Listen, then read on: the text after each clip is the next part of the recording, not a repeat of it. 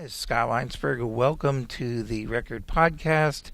Today with Stockton Heat coach Ryan Huska. We're going to be talking about the season and, hopefully get into a little background about the coach. And welcome to the show. Thanks, Scott. Thanks for having me. Looking forward to the first one. Yeah, it'll be fun. Hopefully, we can do these for the season and with some of the players and coaches and keep people informed what's going on. Let's just start with the general. What I'm hearing from a lot of people. How does the team look? Well, right now, good. We came through our training camp week here where we thought our guys did a real good job of getting themselves prepared and practicing hard. We had only 2 exhibition games, so it's not a lot of, test runs, if you will, but I thought our guys, again, similar to what we saw last year, they worked very hard. Both the tryout guys that we had here and some of the guys that we're expecting to take on a bigger role with our team, including Mark Jankowski and his hat trick that he got that first night. So we were happy with their performance. Now, since that time, we've had a few changes within our roster because of some transactions up in Calgary that we feel like have made our team stronger, made our team deeper, and it's giving us a lot of optimism as we work towards Saturday. You brought up the preseason games. I noticed you did it. Your first roster and on the one on Friday night was more, say, veteran heavy or guys that were probably going to make the team. And I know you said you were going to do that. Did the game on Saturday mean? I mean, as far as winning and losing, less? Did you expect more out of the Friday crop than the Saturday crop? Not necessarily, no. I think sometimes when you give opportunities to some tryout players or players that are trying to earn a little bit more ice time this year, sometimes they have a tendency to come out and give you more effort and urgency in exhibition setting. The guys that went to Bakersfield for us, I thought did a good job. There was lots of that game where we were controlling. We just weren't able to get the goal when we needed to, and they capitalized on a power play late in the game to give them the lead on us. But we want to win every game, exhibition or not. That's something that our team's going to pride itself on this year. Our expectations are high for our group, both as individuals and team. And I thought for the most part the effort that we got in the 2 games that we played throughout the exhibition season were pretty good. We were happy with them. Goalie Jon Gillies, of course, started here last year, and he had a couple of early shutouts before he had a season-ending hip injury and surgery, and everybody's saying how good he looked in training camp and for the Flames and for the Heat, and he certainly looked very solid on Friday night. What do you guys as an organization expect from him this year? A lot.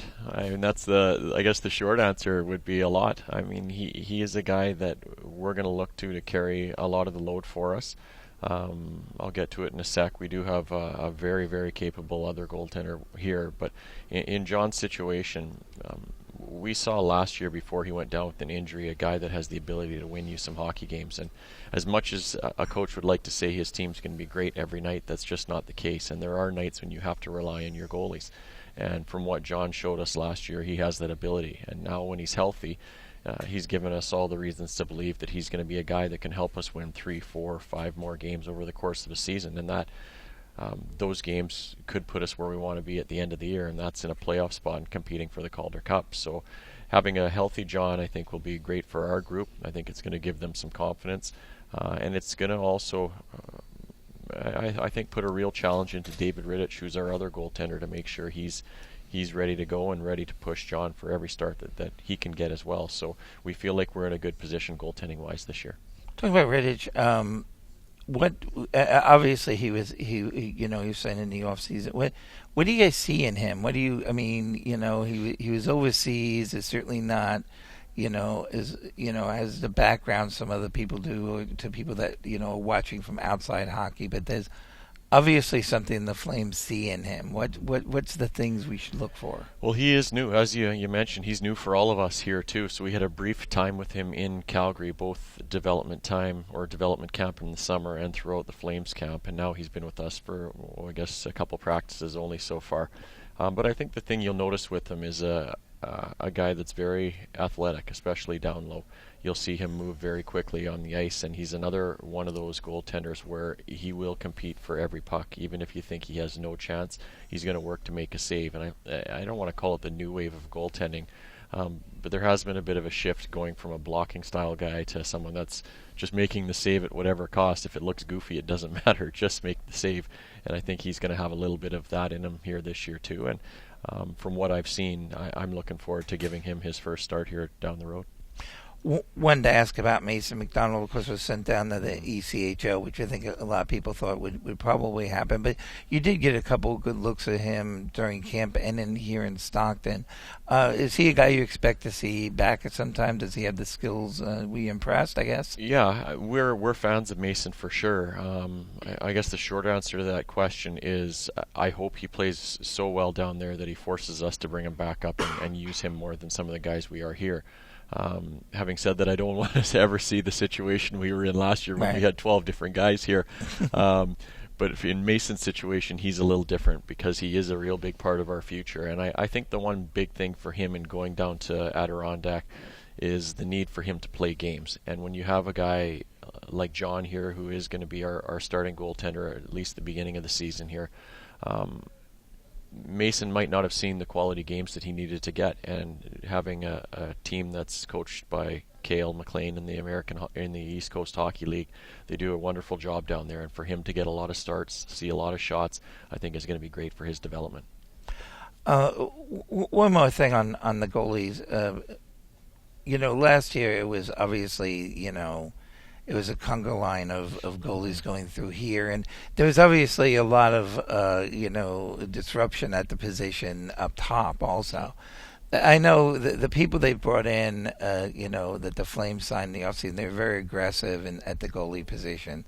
Kind of speak a little bit about how that kind of goes down to you. I know last year they basically started as goalie by committee. They had 3 guys competing for the job, and then you had injuries and performance issues, and that certainly affected you guys. And now, it seems like they've succeeded. No, it's going to happen during the year, but they've succeeded in stabilizing the position. Well, I think management, just like coaches, at the end of a year, you go through a process of evaluating what you liked, what you didn't like, and I think the one thing that was a glaring hole for them was the goaltending last year. So that was number one on their priority list, was to make sure they put themselves in a situation where they had 2 quality guys that can give them a chance to win games every night.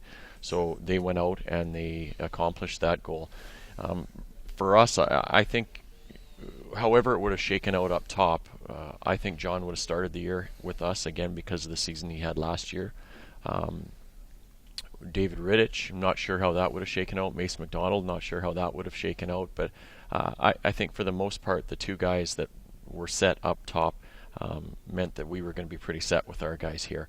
There was no third or 3-headed monster, as they called it a few times last year. So I think there was just a little bit more clarity with where guys were going to go, and there was a plan in place early on this summer. And that can only help all the way down. I guess all the way down the Adirondack, right? Yeah. Well, that's the thing. And with Mason there, Mason's going to get the games. He's going to play professional games in a very good league. He's going to get a lot of shots from different areas.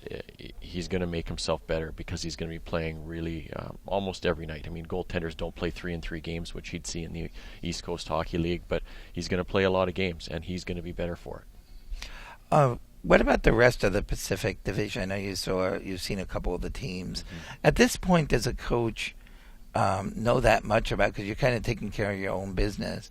And of course, like next week, all the rosters could be pretty different anyway. So I don't know how much you scout. And I haven't really asked you that one before. Yeah. Whether you really, before the season, take a real look at what the other teams have, or you kind of go as you see them, and knowing that they may have 5 new guys tomorrow anyway. Yeah, we absolutely scout them. And I think we know now, we've been around a few years in the American League, that things change pretty quickly. So I think as a staff, we're a little bit more flexible and adaptable, because the roster that you might see from a Bakersfield yesterday, 2 days from now, there might be 4 or 5 different guys on it, and that's just part of our job now. And our staff has to be prepared for who we may see. So we have to have a book on guys. We have to have a book on the way that team plays, and that doesn't change from games 20 to game 1 at the beginning of the year, or game 72 or 68 in our case at the end of the year. We have to make sure we're prepared. So yes, we've looked at the opponents that we'll be seeing this year. We have an understanding of who's going to be on their rosters, and who their key players may be, and also the tendencies that the teams are going to play, whether that be a mirror of their NHL parent team, or some of the head coach's tendencies. Those are all things that we have to take into consideration. Moving away from hockey a bit, I know when we first talked last year and you moved here, you talked about, you moved your family here, and you talked about getting involved in the community and stuff. So a year in, kind of, how do you like Stockton, and what are some of the things you've learned about the city? We enjoy it. That's, I guess, the simple term for me to say. My kids are active in their sports, so during the hockey season, I don't do as much of the chauffeuring around as my wife does, but she has a handle on all the little areas around here because my kids have been to different events, so they're all into their sports teams and in the various different areas around here. And they're loving it, whether it's basketball, baseball, hockey for my kids.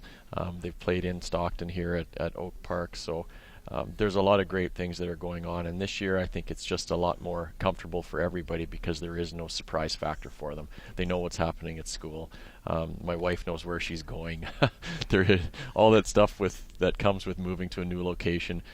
We almost feel like we've been here for quite a while now, so we've learned the areas around town which we enjoy going to. We enjoy going to little side day trips around here. It's really a wonderful location, and we have a lot of visitors that have come in, and they've had the same, beliefs when they left here.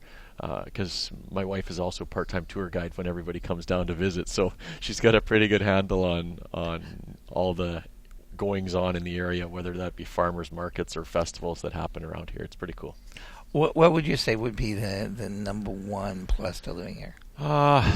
There's a lot of things. The wetter, of course. Okay, that's what I was. That seems like the automatic number one answer. To say that for sure, but I think when you look at it, around this area, there's so many different things going. There's so much diversity.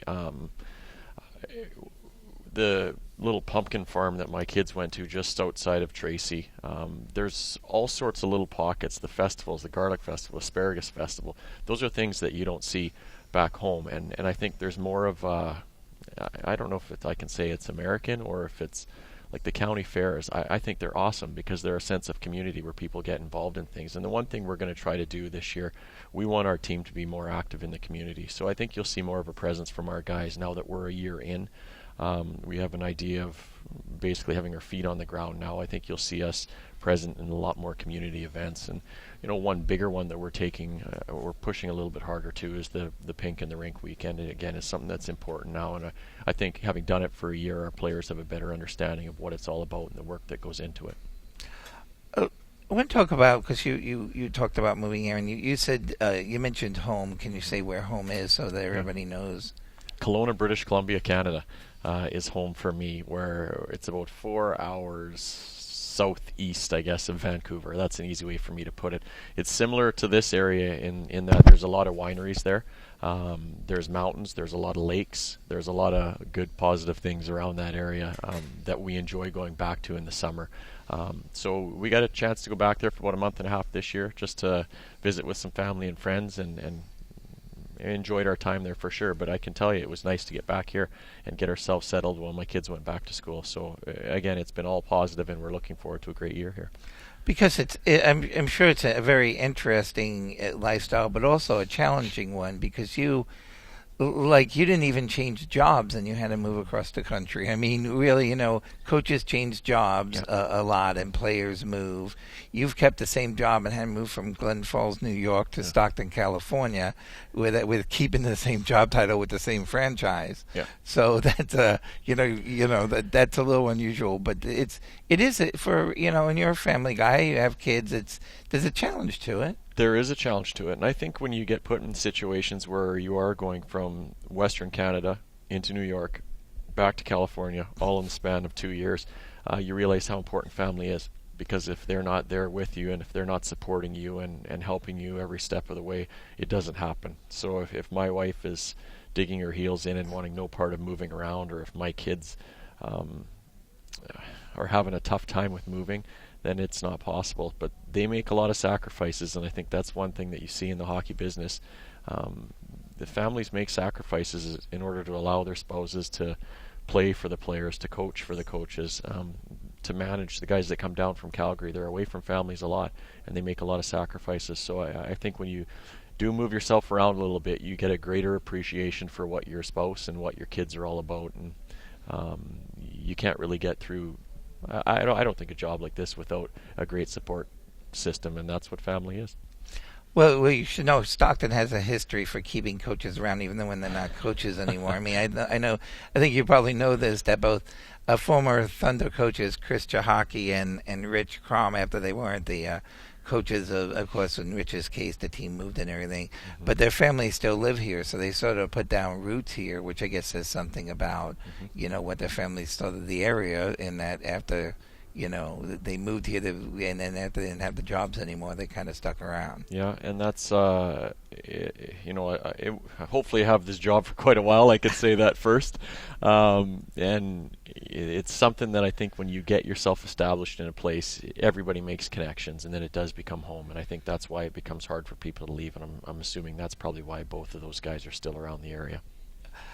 Let's talk about, when did you know hockey was it for you? You grew up in Canada, so you pretty much, there was probably a hockey stick in your crib, I would think, right? Isn't that how it works, right? Yeah. Or pretty close? Pretty close. Pretty sure. close, yeah. When did you know, not just, like I played baseball as a kid, but I don't think I ever, thought I'd be a pro, involved in professional baseball or anything. So when did you know, hey, this, either I could be a player or I love this enough that I was going to dedicate my life to it? Yeah, well, that's a good question. I think as a kid, I wanted to be a hockey player from right when I was a young guy, like about my son's age, Luke, right now. I wanted to play hockey. And I think when I got to about 13, I got listed in the Western Hockey League in Canada. It used to have a list system where I was put on the Kamloops Blazers list, and I ended up going to play with them. And that from that time on, it's kind of in your blood, because you're in it every day, much like our players are, and you want to make it a career. The coaching side of it, I never expected to coach. I can tell you that much right now. I quit playing after my 5th year of professional hockey in the IHL and the American Hockey League. And I went back to school and I got my degree in business administration, and I was going to get myself involved in the financial industry. And then I got sucked back into coaching, and I loved it. And I guess from that point, I knew it was kind of what I was going to do. And it's the way it works sometimes. I think with anything that you've done for a long period of time, it's hard to get away from it because it's in your blood. It's what you do. It's your passion. And I love what I'm doing right now. Not playing, but I have an opportunity to work with and help guys try to get them to where they want to be, and it's a pretty cool job. It's a pretty great responsibility that we have, and I love every day coming to the rink. I don't consider this a job when you really get up in the morning and you look forward to coming into work. Speaking of which, there's a couple of guys who played here last year, Quillick and Freddie Hamilton, who made the opening day roster for Calgary. And I know that's your job, is to prepare your guys. But as a coach, kind of, how does it feel? I mean, obviously some guys go up during the year, but the opening day roster is kind of a big thing, and you had a couple more graduates. I guess it's kind of almost like graduation day, in a way. You kind of speak as a coach how you feel when you see these guys that you worked with, and obviously it's your job to cultivate them, and we don't know what's going to happen with their careers, but here they are on the opening day roster of the NHL team. Yeah, it's a good feeling. I think we as coaches, we know our responsibility here is to try to help these young men along, and when you see a couple of guys get that opportunity and then take advantage of that opportunity and find themselves in the situation where they're in right now, you're excited for them. You're really thrilled. But I think there's a couple great things about having a couple guys that were with us last year start up top. I think it gives players down here hope that if they put the effort and the work in, then maybe that can be them next year or sometime this year. So it looks better on our organization. So we sometimes, I guess you can say, we might not see eye to eye with your players, but at the end of the day, we all have that same goal in mind, and our job is to make sure they're ready to play in the NHL. And that's really all we want for them. So sometimes it may seem when we're harder on them or things are going sideways a little bit, our intent is to try to get them to play in the National Hockey League and to play for the Calgary Flames and to be good players. And when you get to see guys get there like Freddie and Brett, you're excited for them. They put a lot of work in, so when they get that opportunity, you're pulling for them every night you watch them play. You're hoping that they get a couple bounces along the way and they're able to make themselves full-time NHL players, so you don't have to see them again. As much as we would like to see them again, ultimately, we feel much better if we would never see those guys again, because that means that they're up playing in the NHL and they're living their dream.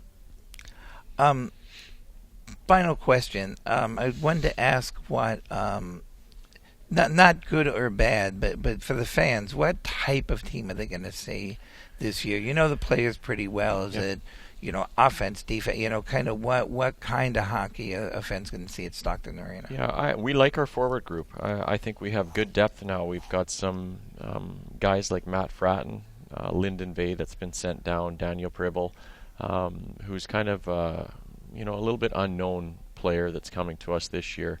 Hunter Shinkarik back again, Emile Poirier back again. So we have some guys that can put numbers on the board. But I also think you're going to see some pretty sound commitment to keeping the puck out of our end this year. We weren't happy with our numbers last year the way we were. We want to make sure we do a better job of not giving up as many chances. We want to make sure we get our goals against numbers down. At the end of the day, this team is going to compete every night. That's one of our trademarks, that we're always a hard-working team, and we're going to work to play faster. And that's one thing that we've kind of hammered on our message with our players already this first couple of weeks, is that speed of the game, the pace of the play we have. We have to outskate teams, and I think that's going to be something that will be real important for us. Okay, Ryan Huska, thank you for being with us today. I want to say that the Heat starts the season at home Saturday, 7:30 p.m. against the San Jose Barracuda, which is the closest regional rival, I guess. So, things get started pretty fast, and then a couple home games onto the road, and 68 games, right? Yeah, it goes quickly. As soon as that first one comes, everybody's going to be real excited, looking forward to it on Saturday night, and, they're one of our bigger rivals. So we welcome them into our building, and we're hopeful that we'll have a great, loud, noisy crowd. That new goal song that we're trying to get figured out here, I hope they get to hear it like 52 times that night, and it's just a good game all around for all. Do you have a favorite now that I did, but it's been eliminated? I don't want to skew the votes, but I gotta lean towards the White Stripes song. I think that's a good one, and I think if we get a good, loud crowd in the building here and that song takes off, I think our marketing media guys upstairs did a fantastic job in compiling at least a couple of those songs. I might not give them that much credit for a few of them. I thought a few were a little bit out there, but I think they got the last two ones down really well, and I think we're going to have a good goal song this year. Well, now that we're at the end and you can't walk off the set, I really the Buster Poindexter song, the hot song. Maybe it's my age, but I mean, no? I didn't want to say it, but maybe it is the age. Maybe.